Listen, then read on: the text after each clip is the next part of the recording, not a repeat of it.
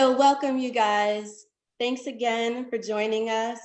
Again, our topic tonight is financial literacy to financial health.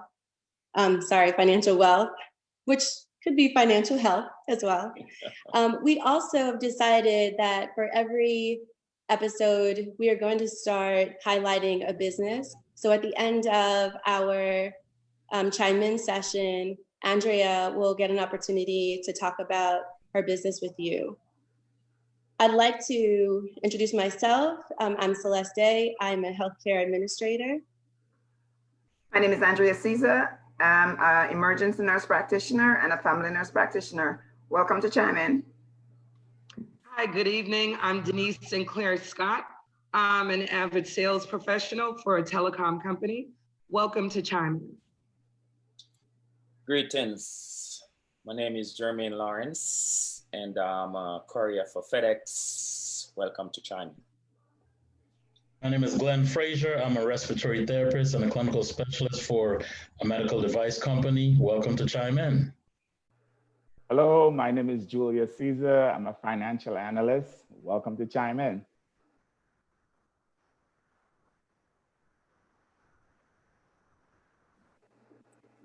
We have Brett Wooten with us. Brett, will you introduce yourself?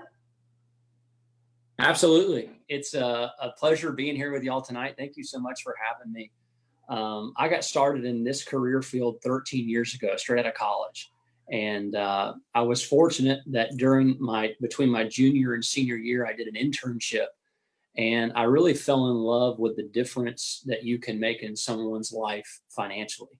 And I think a lot of people today, they're looking for answers, right? They're trying to figure out, hey, where am I? Where do I want to go? What's the most efficient way to get there? And so over the past 13 years, I've dedicated my life to helping people get financially independent. A little bit about me is I'm a family man. I have a wife, Jessica, and we have a beautiful little son. He'll be 17 months old. And he takes after his mom. He's going on 17 years, no doubt about it. And we're very, very fortunate during the time with this COVID situation. It's given us the opportunity to really spend some close time as a family. So I've been very fortunate to do that. Getting back to what we'll be discussing tonight is I believe that most people, if given the opportunity, would like to be financially independent. They like to be debt free. They like to make sure that their assets were protected. And yet we find that most people today are not where they want to be financially. And so I think it's an interesting subject matter of why is that. I can't wait to delve into the questions. But kind of the food for thought on my end is that a lot of people today, they're either uninformed, they're misinformed, or they don't have a plan. And so in my practice, we specialize educating people, helping people come up with plans, and then implementing the concepts to help them get to where they want to go. So once again, thank you all for having me tonight. Thank you and congratulations. Sean Lawrence, could you please introduce yourself? Hi, I'm Sean Lawrence, and I've actually been in the industry with financial services for a little over 20 years. My career started off at Manulife Financial, went to New York Life, doing some insurance there for a little bit. But a lot of my time was spent at one of the foremost institutions that pretty much provide for retirement accounts for institutions of higher education research. So that includes hospitals, museums, teachers in large part. That was TIAA. So I spent about 17 years there. And in that capacity, we talked to folks on campuses, met face-to-face with individuals to educate them about their retirement accounts, did seminars and that sort of thing. And to a certain extent, as I think was pointed out before, a lot of folks are not adequately prepared for retirement or for a variety of reasons. In some cases, it stems from family history where that was not taught, being financially independent, in their household. So it kind of perpetuates a cycle where folks are not adequately able to meet their retirement needs and are not saving enough to do so. And currently, the role I'm in a financial advisor. So I'm a Series 7 registered representative, as well as a registered investment advisor. And the company I work for right now actually administers the 401k and pension plans for about 45 different companies. So companies like FedEx, Siemens, Caterpillar, and that sort of thing. So I work with folks in that capacity to do financial planning. We do have some financial planning tools that we can look at their overall situation comprehensively. But overwhelmingly, a lot of people, in some cases, even if they've saved for retirement, they're not adequately, they're not aware of how they should be taking their funds and having them distributed once they get to that point. So it's really a lot of education going on, and really just trying to make sure people are on the right footing, saving to and through retirement. So thanks for having me again. By the way, I am also married and I do have a son. He is 11 years old. So I've actually started teaching him about investing and so forth. So it's pretty great to be here to share some of that information as well.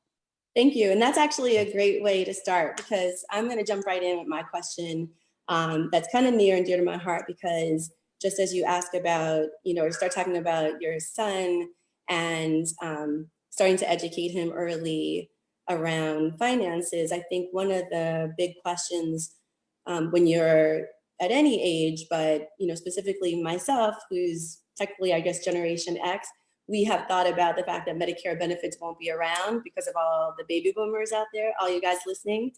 And so what type of professional is best equipped to help plan and outline a strategy for your financial goals? So I would say, having been in the industry and actually taking some of the coursework, but not taking the actual exam because I kind of switched careers momentarily, I would say it would be a certified financial planner. That individual, in that capacity, you're going to be looking at the breadth of different subject matters. It's estate planning, tax efficient spend down of funds at retirement, pretty much putting everything together, right? So you're doing a plan, you're looking at the individual's income, their expenses, what their goals are. Are they trying to put kids through college? Are they trying to pay off debt? Are they trying to buy a home? So you have all these competing interests when you're looking at someone's situation, and they need the framework to put that together. So the CFP professional I think would be ideally suited to do that. And you do have fee-based planners out there, so they can just do a plan for you.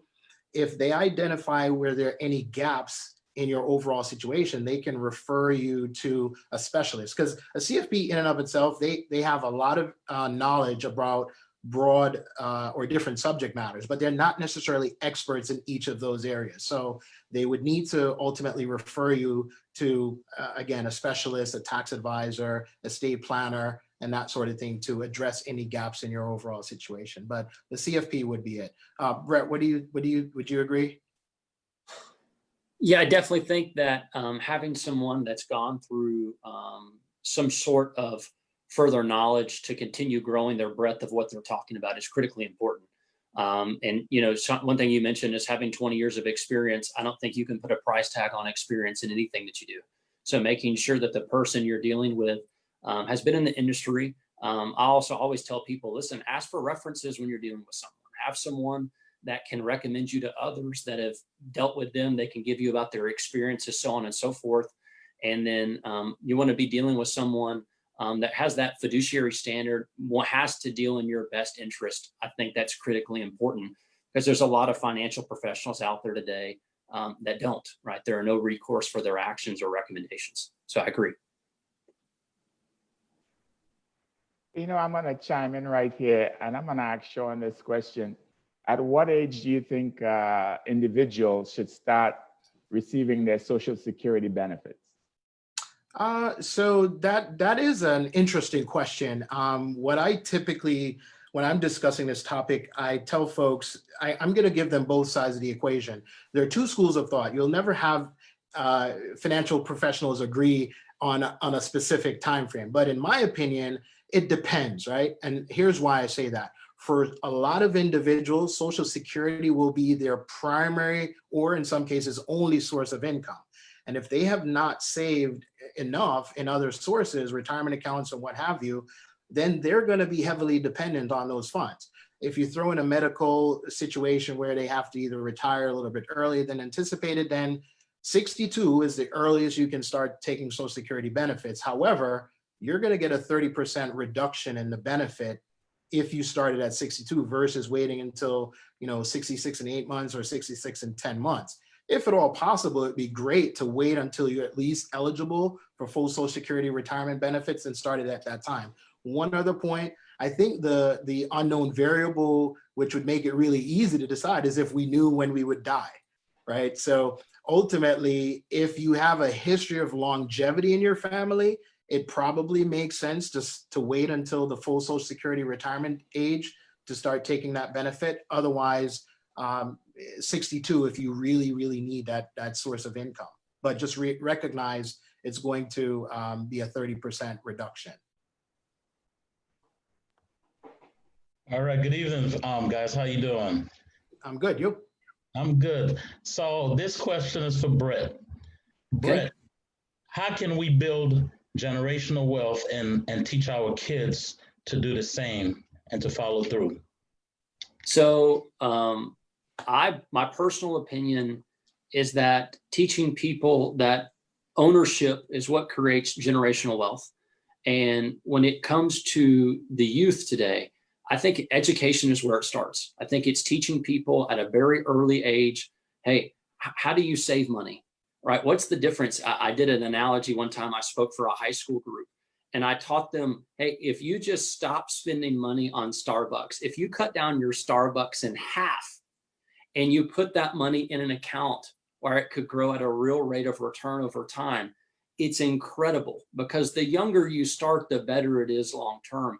And that's what we need to be echoing to the youth. So how do we create generational wealth? Well, I think it starts there, and it help, and then it start. The next step is I deal with parents all the time. The education is important, but it's also helping your kids get started, right? Start that plan, start putting a little money away, and then consistently they'll see that snowball effect, and it turns into a habit. And the next thing you know, we're as a society are helping people get financially independent, which is where I think it starts, right? And teaching people that, hey, ownership, right? When you have an estate that when you pass on, you can pass it on to the next generation. That's how you create generational wealth and how you create. And so I think that's where it starts at. So do you think like apps like Acorn and Robinhood are good ways to start kids and ourselves actually into, investing and doing stuff like that? Yeah, so I'm a champ. I champion anyone who's trying to get started. Right now, it's always important that everyone knows the risks that are involved in whatever they're doing. Okay, so sometimes I see people, oh, I tried Acorn and it didn't work out. I'm like, well, might have to do a little research in what you're doing, right? But it's a good starting point for people to kind of get their feet wet and start that process, and then it kind of leads them to explore other avenues along the way. Of how to get to where they want to go. Thank you. This question ties into what you're talking about with the younger generation not trying to invest. At what age should someone consider contributing to a 401k? As early as they're eligible, right? So for most plans, that's 21 years old that they have to be if they're working. And so I chant, hey, as soon as you can. If you're working, you should start doing it immediately. Earlier is better. There are so many charts out there that show that people that start earlier, the compounding periods that they're going to have in their lifetime, they can add an extra doubling period or two. So as early as you can, get started right away. That would be my response. Thank you guys for being here. Sean, I'll direct this question towards you. Would there be any valid reason to withdraw from your 401k early? And what are the pros and cons for doing so?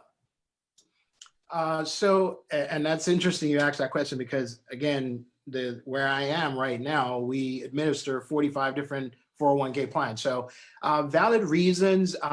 So here's some qualifiers, what I'm going to say. typically, if I'm talking to someone entering the workforce or pretty young starting out, you want to make sure that you want to at least contribute the amount that you're getting to get your employer's match. But at the same time, you also want to make sure that you're putting away enough to have an adequate emergency fund. Oftentimes I see folks putting money into their retirement account just so they can build up enough to get a loan. And it's almost like they're using it as a piggy bank, right? So if you have high interest rate, debt, the easiest way to give yourself a raise is to pay off that debt. If you have a card at a 19% interest rate, give yourself a 19% raise, pay off that credit card. You're going to have more cash flow. But the reasons or when I would think it probably would be okay. Again, if at all possible, you want to avoid it. But if you have to, typically folks buying a first-time home, your retirement account 401k is really going to be the largest nest egg or largest amount of funds a young person is going to have to put their hands on. So typically see where they're either withdrawing money and or taking a loan to buy a home, or if they have some sort of a financial hardship, facing eviction or foreclosure on a home. The pros are, of course, it's better than, I guess, borrowing money than paying interest, where you have that money accessible in the plan. With the case of a loan, that can be repaid through payroll deduction. So it's not as if the money's gone forever. On the cons, certainly anytime you withdraw or borrow money, there's an opportunity cost, right? If that money had remained in my 401k plan, what would have that earned over the next 10, 15, 20, 30 years? And so that's really where, again, as Brett pointed out, if you look at charts, you can just run a conservative estimate as to 5%, 6%, 7% annual average return over 30 years on that sum of money and see what that would equate to. So there is a difference that it's going to make in your portfolio by tapping into it early. So if at all possible, try to avoid it, but in some cases it's unavoidable. So Thank you, appreciate it. I have a question from the viewer. Casby make a comment. They should teach financial literacy in elementary and middle school, and stock and shares in high school. What do you think, Brent? I don't know about y'all, but if they would have offered a How Money Works 101 or How Money Works 102, I would have signed up with both hands. And so, it's funny, I make a joke because I studied finance in school. I learned more about corporate finance than I did my own personal stuff. When I left college, I didn't even learn, no one taught me how to balance my checkbook, right? So I 100% agree with that. I think that concepts like compound interest, which could be understood with a 5th grade level of understanding of math, right? It's a foundational concept about how money compounds, how money doubles, but also what your debt will do to you over time. So I agree that the younger we get started and start that foundation, we can build on it. And that kind of paves the way for financial success long term.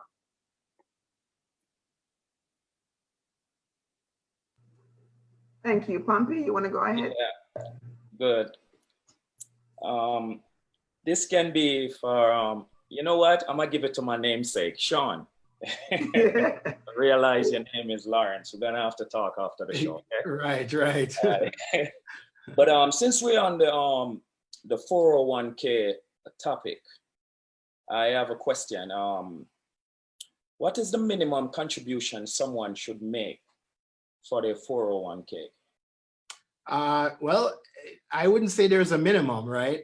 I think sometimes you certainly want to be contributing the amount that is necessary for you to get your employer's match. If you can afford to do more than that, and for most individuals, if you're under 50, that's $19,500. If you're over 50 or older, that's an additional $6,500. So it'll be a total of $26,000 that you can put into your 401k. So sometimes I'll see folks saying, hey, I don't want to put more in than the employer is going to match. Let's get it straight. The employer match is really just an incentive to help you save, right? The employer doesn't have to provide a match altogether, right? So yes, they get a tax break when they do that, but it's really an incentive to, one, help you save, and to help retain employees, because their contributions typically are not you're not vested, meaning you don't own those contributions or are entitled to them, typically for about 3 years. So it's also a way to retain employees. But if at all possible, certainly try to maximize the contributions you're putting into your 401k, whether that's pre-tax, right, where the money gets taken off before it's taxed, so it helps to lower your taxable income, or Roth, where you can, after the funds are taxed, the contribution comes out, but you get a benefit later of not having to pay taxes on the earnings, provided you meet the criteria. So. Makes sense. Thank you, sir. Thank you. You're welcome. So there was a question that goes back to when we were talking about the Social Security benefits. So there was a question asked that once you hit the age, so once you hit 66 or once you hit 67, at that point, do you get the full benefit? Yes, depending on your age, it's either 66 and 8 months for some people. Ultimately, anyone born after 1960, the full Social Security retirement age is 67. However, if you delay taking your benefit, which some people actually do, if you delay taking your benefit, you can go as far out as age 70 before you start receiving the benefit. And each additional year you wait above the full Social Security retirement age, you get an 8% increase. So some folks look at that as, wow, as a great way to get an 8% return on my money just for, delaying receipt of my benefits till age 70. So part of that question was also, if you take the benefit at 62, does it increase at 66 or does it stay the same as it were at 62? Yeah, you will get the inflation increases, which Social Security provides every year, 1.5, 1.2%, it varies. But you will get those increases. But again, there's a 30%. If you go online, ssa.gov, which is their website, go down to My Social Security, you could plug in your information. You'll see what your benefit will be at full Social Security retirement age versus starting early. But you never make up that 30% deduction or reduction in the benefit for starting early. Well, I have a question here for Brett. What is the difference between a Roth IRA and a traditional IRA account? Yeah, so great question. In a Roth IRA, the money goes in after tax, right? So it's after tax dollars that have the ability to grow. You not only do defer taxes along the way, it can grow tax-free when you take it out, assuming you meet the requirements, right? Then that income in retirement is tax-free income. So what are some of those requirements? Well, the money has to be in there for 5 years, right? You have to be at the eligible age, 59 and a half. So that's how the Roth IRA works. I think it's an outstanding vehicle because, no one knows what taxes are going to do in the future. So if on a smaller sum of money, if you can pay your taxes today and it grows over time to a larger sum that you don't have to pay taxes on, I think, like I said, it's an unbelievable vehicle. So the traditional IRA, depending on, if someone is contributing to their company sponsored plan or not, the contributions can potentially be tax deductible. It grows tax deferred, but it works just the opposite as the Roth. At retirement, you'll end up paying taxes on those dollars once again. So you could have deferred on the smaller sum, right, taking the deduction early, but on the larger sum in retirement, you're going to be subject to paying taxes on that money. So Sean, my question is, how does someone determine their net worth? I mean, is that even important for you to consider? If it is, how do you go about determining that? Yeah, sure. So your net worth is really your personal balance sheet, if you will. And net worth is what you own minus what you owe. And so I think keeping track of your net worth is important for individuals to do that, because over time, one can see where they're trending, right? Is your net worth going up, positive, or is it negative, which means you owe a lot more than you own?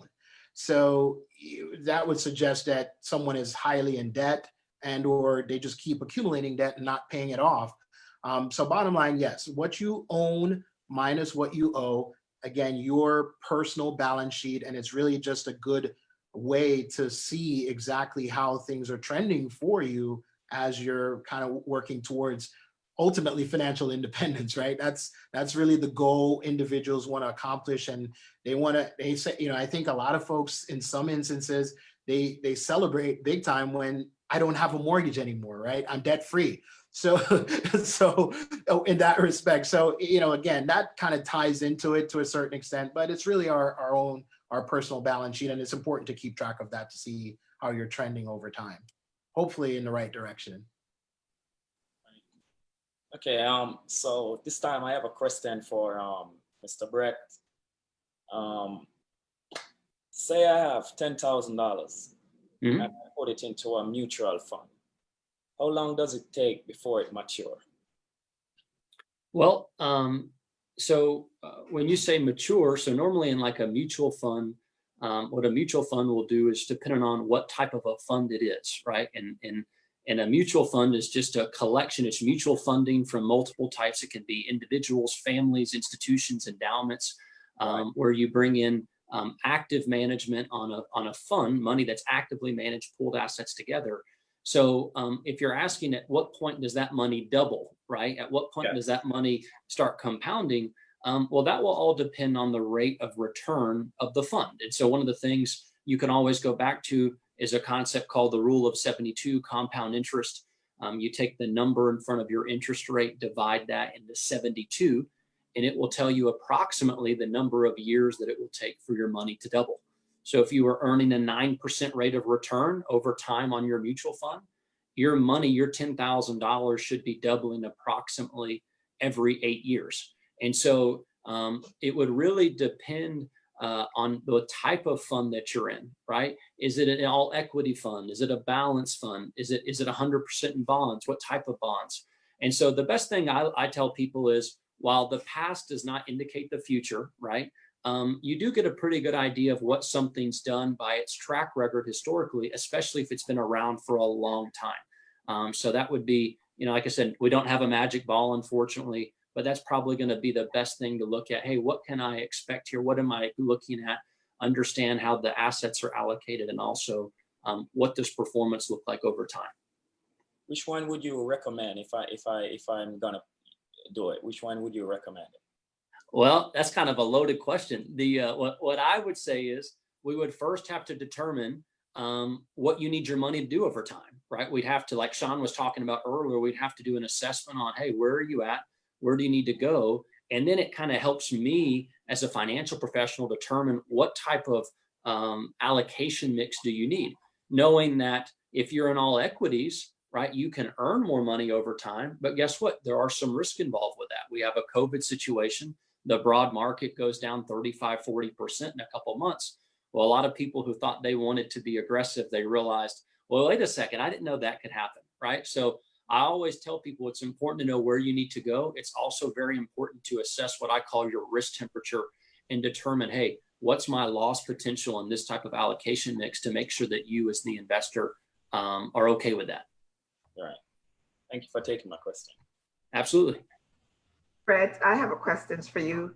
I know a lot of times, a lot of people have credit card, don't want to pay it off, and they want to keep a little on their credit card just to benefit to get some benefit with their credit score. Are there any type of debts that is beneficial to you? So here's my opinion on debt. That's a great question. I do think that people should strive to be debt free. Okay, I think we all know that. What I will say though is, so there are forms of really, really bad debt, right? Credit cards are a good example of that, because the way that the debt compound, it's revolving debt, which means that the interest, right, can compound more frequently on you. And if you're paying off your debt at 22% on a monthly basis, it's very hard to get ahead. So if you're using a credit card, I say, hey, make sure you're paying that sucker off at the end of each month. Okay, so that would be a form of bad debt. Another thing I see to kind of the flip side of that is, what about a mortgage, right? Well, most people have to finance their house because coming up with that kind of money out of their pocket, they just can't afford to do it. So to me, that's an okay form of debt. Here's why. Because the underlying asset over time, if we look at history, should appreciate. And if you're paying, 2.5 to 3.5% to finance your house to have a mortgage, but your underlying asset is growing at 5 to 6% historically speaking long term, well, hey, that's a winning proposition. So one of the things I always ask people to do when they're asking me about debt is, hey, is there a way for your money to work harder for you somewhere else? Because if corporations couldn't finance things, if they didn't have debt, well, guess what? Businesses couldn't exist. So if you have a debt instrument that maybe, hey, you're paying a 1 to 2% interest rate, but your money is working harder elsewhere for you, earning you 8, 9, 10%. Well, hey, that might be a proposition that you want to look at. So credit card debt, bad. I do think there are some forms of good debt, and a mortgage would be one of those. All right, thank you. So this question is for Sean. So Sean, right now we're in a pandemic. People are finding creative ways of saving, also creative ways of making money. One of the things that's been around since I was a kid it's called Susu or partner hand. One of the other things that's around right now, and it's been around in cycle, it's a pyramid or friends helping friends or family circle, whatever you call it. What is the difference between a Susu, aka partner hand, and a pyramid or friends helping friends, and what are the pros and cons? So interestingly enough, so I'm Jamaican, so I'm familiar with the concept of the susu, right? Which is pretty much you have a group of people come together, they contribute a certain amount per week or month, whatever it is, and it goes around. Everyone gets that pot of money at the end of the period, right? Whether it's week, typically monthly or something along those lines. Now, when you say pyramid scheme, that is a little, normally when I hear pyramid scheme, so you may have to explain this one to me, which I'm not really too keen on.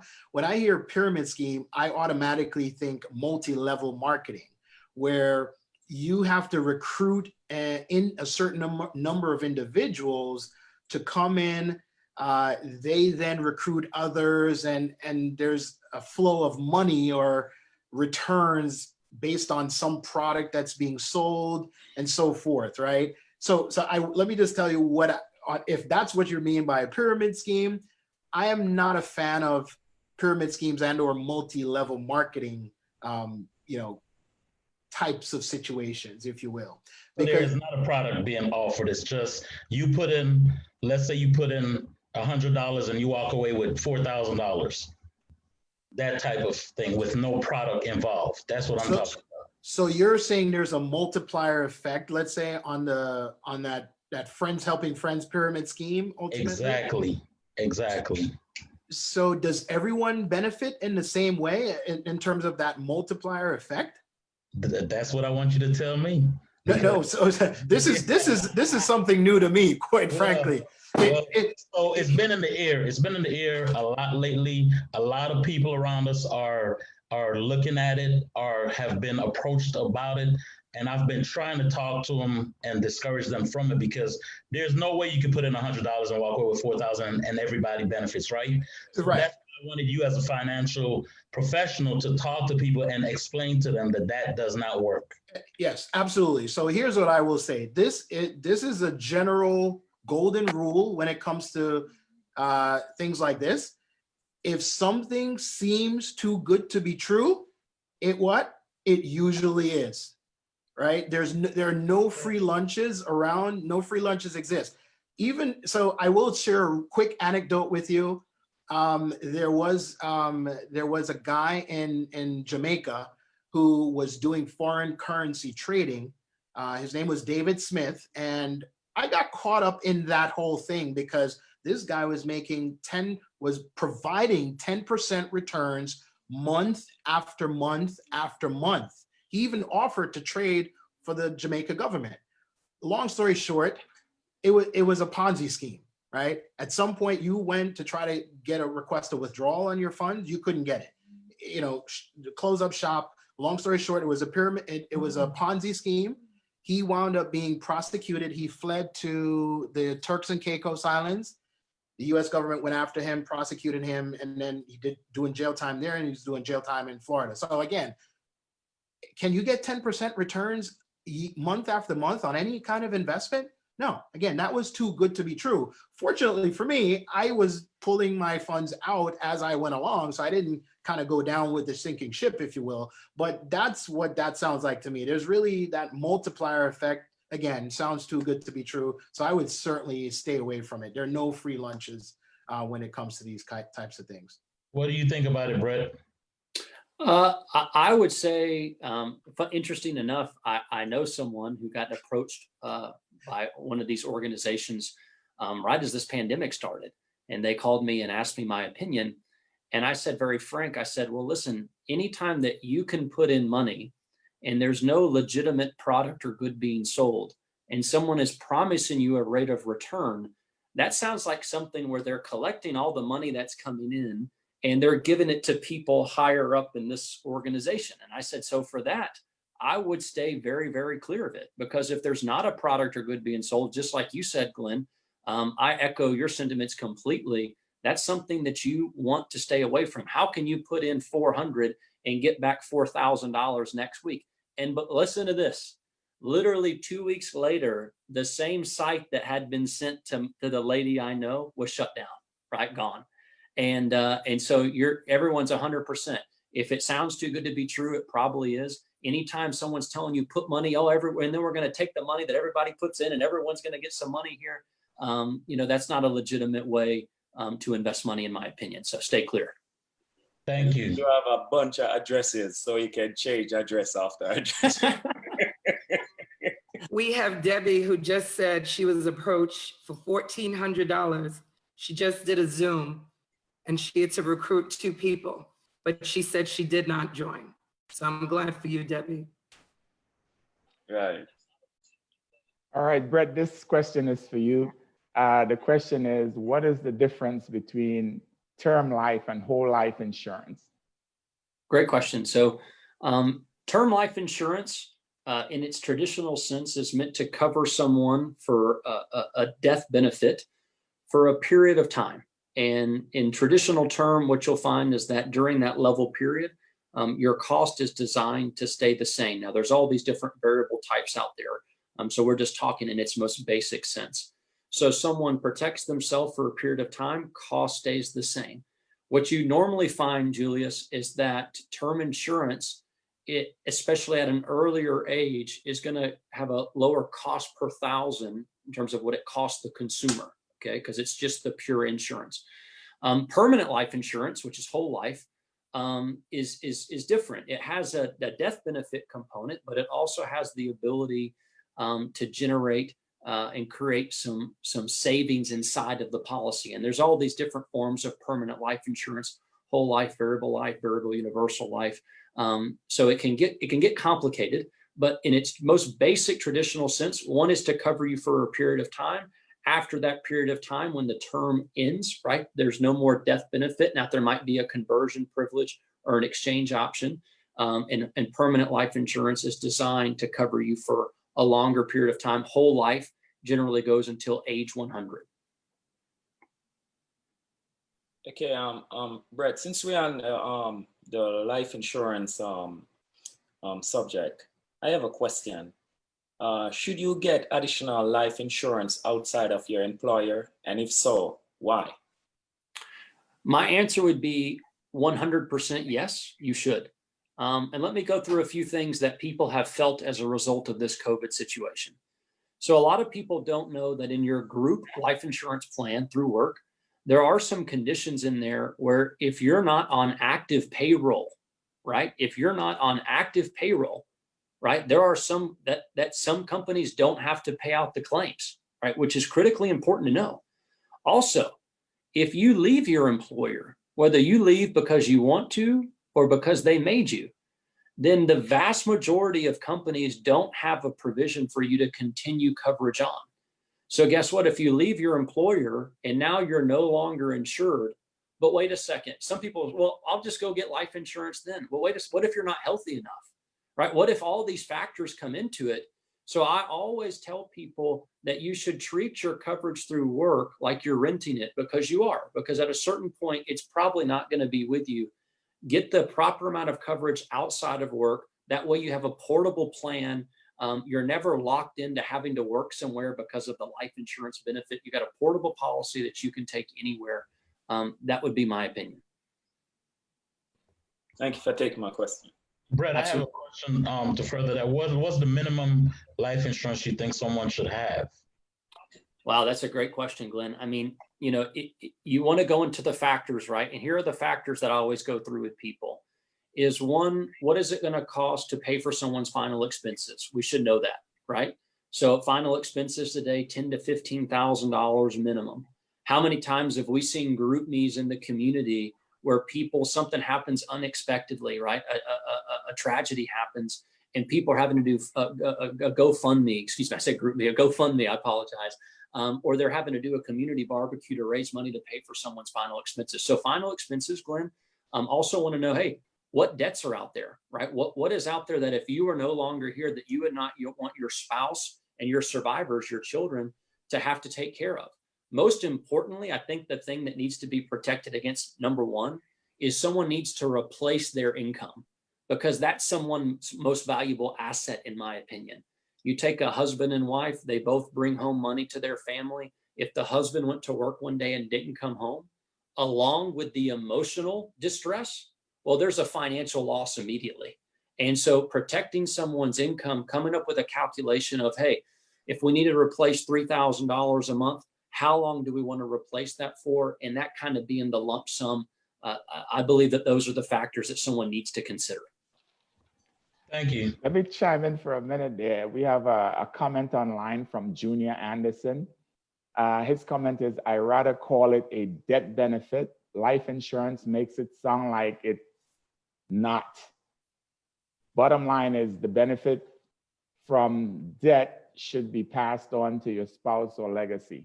So they rather it be called a debt benefit versus life insurance. I like it. So can I Sean? just ask, I'm Oh, sorry, sorry. Denise. No, that's okay. I was just on that one topic. I just wanted to ask whether or not, so if a person has had a term life policy because they're employed, but if they've owned a whole life, but 30 years later, they still have that same policy, I think that sometimes people get anxious, like myself. Do I really need it? So if you're single, don't have children, do you think that people who are single and older and have some assets should hold on to a life insurance policy like that? Is it, oh, go ahead, Brett. Go ahead, Sean. Well, is it a whole life policy, you'd say? Yes. Okay, so I mean, my thing is, you can actually, if you really feel that someone is going to be worse off if you were no longer here, by all means, I mean, by all means, I would say you need insurance, right? So is there someone depending on you, whatever the case might be? If not, I'm not sure if I mean, so I tell you my personal scenario. When I got married, my wife, her dad passed on a whole life policy to her, and he said, hey, just continue paying the premiums, right? And there became a point where we'd hit a little rough patch, and being in the industry, I looked at the premiums and I was like, what? It was ridiculous. It was really astronomical, but the policy had built up some cash value since it came from her dad. So I said, look, hey, we can get life insurance for this amount for both of us, right? For a fraction of the cost. And we can use the funds in this, cash value that in the policy and just ultimately cash it out. So in that sense, you can probably find cheaper insurance. There's a term in the industry, buy term and invest the rest. So again, you can use the cash value that's built up, invest it, and find cheaper coverage going with a term life if you really need it. But again, if there's really no one dependent on you, then you may not even need it. I would agree with that, Celeste. I would say that by its very definition, life insurance is designed to provide an estate, right, upon someone's untimely passing. So if you look at it, if you're in the situation that you described, most people, as they get older, life insurance, in my opinion, for most people is not designed to be a permanent thing. I think for most people, when they get financially independent, when they have created their own estate with their own money, then as Sean said, does it make sense to continue to pay several $100s a month or more on premiums for something that you might probably don't need, right? I mean, you'd have to do the income analysis to see it. But I'd much rather, if someone is financially independent, take that as extra available dollars and keep putting them away towards your financial plan, because you have built your own estate with your own money. That would be my 2 cents. So Sean, can you tell me, if you're an older person, you couldn't afford to build wealth before, what are some of the tips that you can do so aggressively if you're over the age of 40? So that's great, because there are a lot of people that fall into that category, let's say, for one reason or the other, right? Divorces, people get sick, it runs the gamut. So I would say really look at what, first and foremost, what you're doing in terms of your job or your role. You could find that you could probably monetize some of the things you're doing independently, whether it's, providing, what's the word I'm looking for? Acting as like an analyst of sorts, or the word is escaping me. But anyway, it's almost like you're basically giving information to individuals and they're paying you for it, for your expertise. You have a lot of expertise in that industry. So you can do that, look to monetize it. Real estate is a very good way to build wealth, generate income, multi-unit properties. The stock market is still there. As far as accumulating that, it's gonna take you a little bit longer ultimately, but if you can aggressively, contribute money, buy quality stocks, I always say buy quality companies, or buy an index like the S&P 500. That's gonna give you broad exposure to the US stock market. You can do it by buying any number of different mutual funds. I think the SPX, that's the ticker, S as in Sam, P as in Paul, X is in X-ray, XPX, the DIA, which is going to track the Dow Jones as well. Again, broad exposure. You're tracking two different indices, right? The S&P 500 and the Dow Jones. So really buying quality stocks, Apple, your Facebook, Visa, MasterCard, Salesforce. Technology stocks are pretty big. And what I find, having a stock portfolio for myself and my son, I find that when I buy quality companies, I'm not looking at my account pretty often, because while those stocks may go down in a downturn, like we saw with Apple recently, which went to $245, I think today they're at $386. So if you had money on the sidelines, we call it dry powder, whenever there's a downturn in the market and you swoop in and you buy quality companies, your money is going to double, right, in short order. So I think those are some of the things individuals would probably want to focus on. And of course, get rid of debt too. Make sure that you get rid of debt, and you can then use your discretionary income to either fund a business of some sort, invest in real estate or the stock market, or do, a couple of those, right? It doesn't have to be one or the other. So that's what I would. What about Forex? Forex, I'm not too familiar with that. I know that's another avenue that people look into.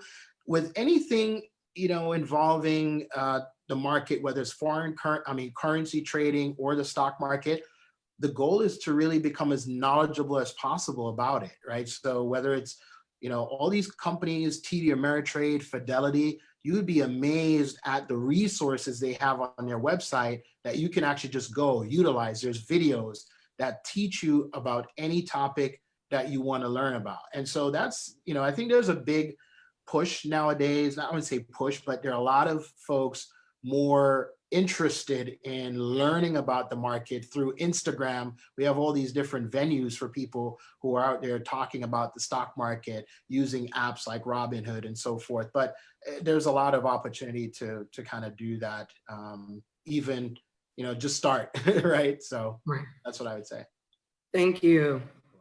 Debbie, one of our listeners was asking, should a family purchase a home insurance to pay off the home if the spouse passes, or protect for the kids? Sean or Brett? So life insurance would actually do that, right? You said I'm home not. insurance. Is that different? So I mean, home insurance normally is going to cover something happening to the structure, right? A fire, flood, that sort of thing. The contents, if you have jewelry, so Right. forth, right? So that's what the home insurance is gonna cover.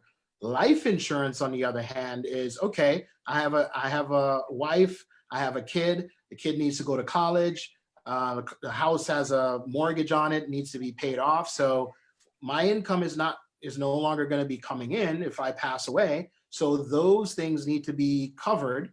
And so that's what life insurance would provide for. In the event of my demise, there's this lump sum of money that will be paid out that they can use to cover those needs, basically. So Sean and Brett, we're gonna wrap up, but I'd like to ask you, and just to clarify, Sean, I think the guest, the chime in question was, there are times when you can purchase on your homeowner's policy a death benefit that would allow your home to be paid off in the event of your untimely death. So I think that may be what that person was asking about. Yeah, and in that scenario, I would just look at the cost of that particular, adding something like a rider, if you will, onto your policy versus just going out and getting pure term life or whole life, whatever it might be. So perfect. Thanks. So I just ask if you guys have just any parting words for our guests. Yeah, my final thoughts are this. Those were some unbelievable questions that the guest asked. And I think that as Sean and I have echoed tonight, that it starts with education. It starts for the thirst for learning, right? But then the next step is taking that education and then actually implementing the concepts to help you get financially free and financially independent. And so taking those steps, taking the initiative. I always talk to people about being consistent with the follow through, right? You don't get wealthy from saving for, one day, 1 week, 1 month, 1 year. It's consistency over time to get to your goals. And, but once again, thank you for having me, and unbelievable questions tonight. Thank you, Sean. And yes, so definitely it was a pleasure being here. I thank you guys for all the wonderful questions. I would really, parting words, I would say it's really important to have a goal and/or goals to work with a financial planner. I think oftentimes folks go to see specialists for everything. You go to the doctor, you go to the mechanic to get your car fixed. But a lot of times people don't go to a financial planner or a financial advisor. And so it's important to really work with a professional, because if you don't have a plan, that's where you're going to probably run into some problems. So important to do that. And don't forget to educate, teach, show the younger kids how to invest and start as soon as possible. And I think that'll actually make a world of difference. Thank you so much. We really appreciate your time. Thank you. Thank you. Thank you for having me. Thank you. All right, bye-bye. So guys, that was a great conversation, a lot of good information. So Julius, I'm just curious what you thought about suggestions around the 401k. The 401 conversation was great. Just me personally, giving advice to people who just started fresh out of college working. A suggestion I would make is, at least when you start out your 401k, whatever the company is matching, you want to contribute that amount. So if the company is matching 4%, you want to start off your contribution at 4% or higher, but at a minimum 4%. Because if you start off at that 4%, what you really did was give yourself a 4% raise.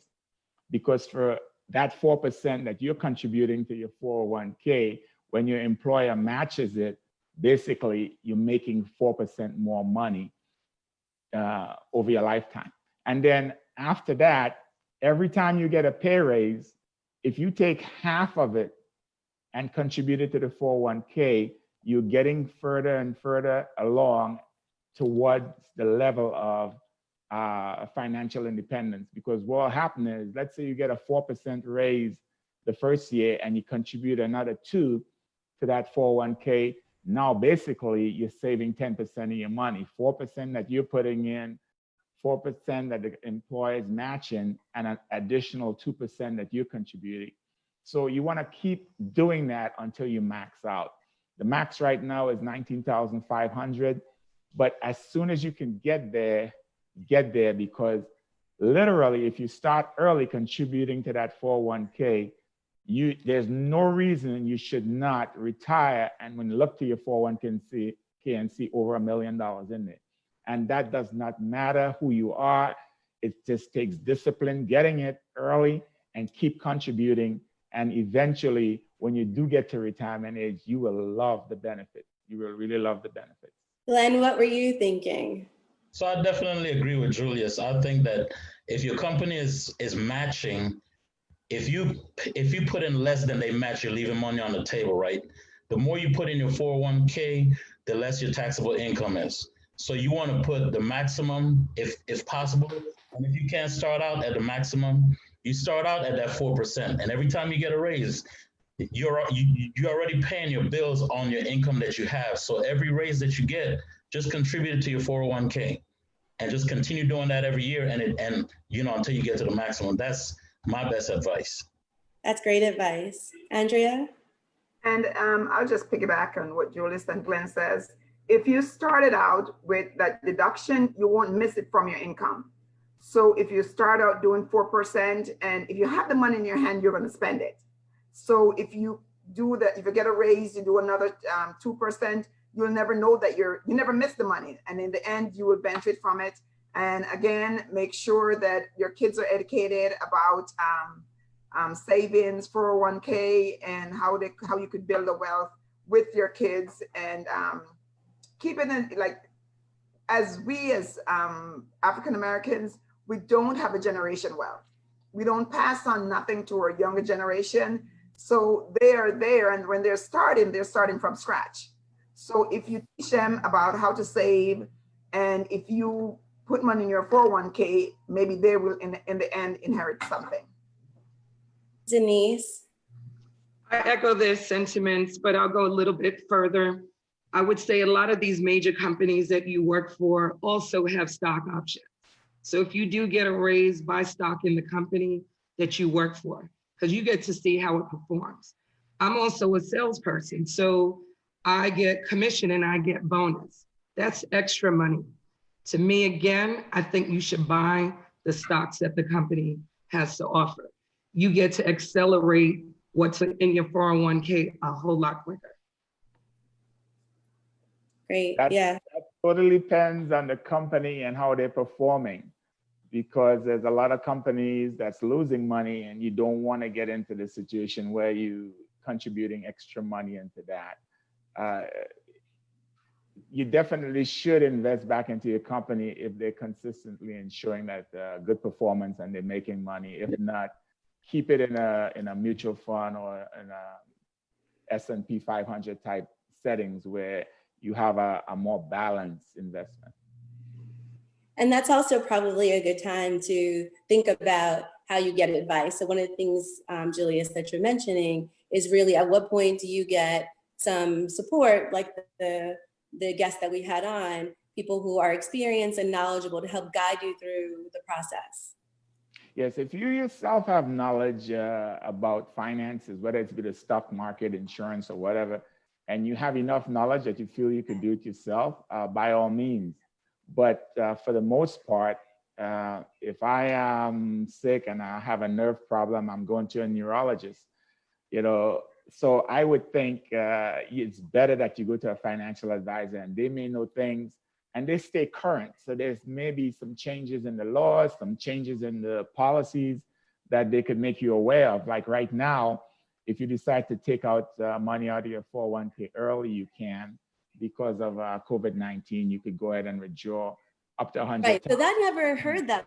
I'm interested in hearing more about that, but we're gonna have to continue to chime in together.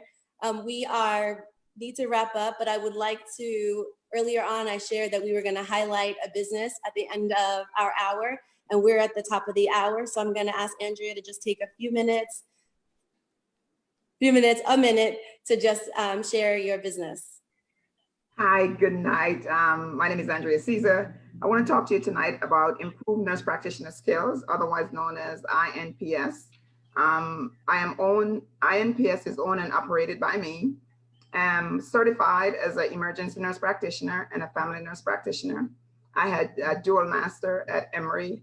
And the reason why I came about with improved nurse practitioner skills is to help nurse practitioner with their skills.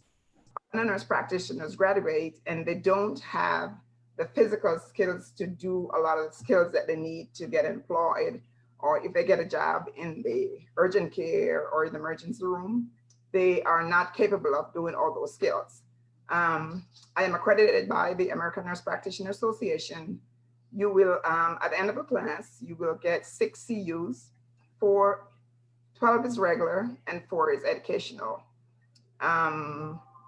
Some of the major things that we provide in the class is basic suture and advanced suture. We do nerve block, we do dental block, we do facial block, we do extremities block, and we do incision and drainage.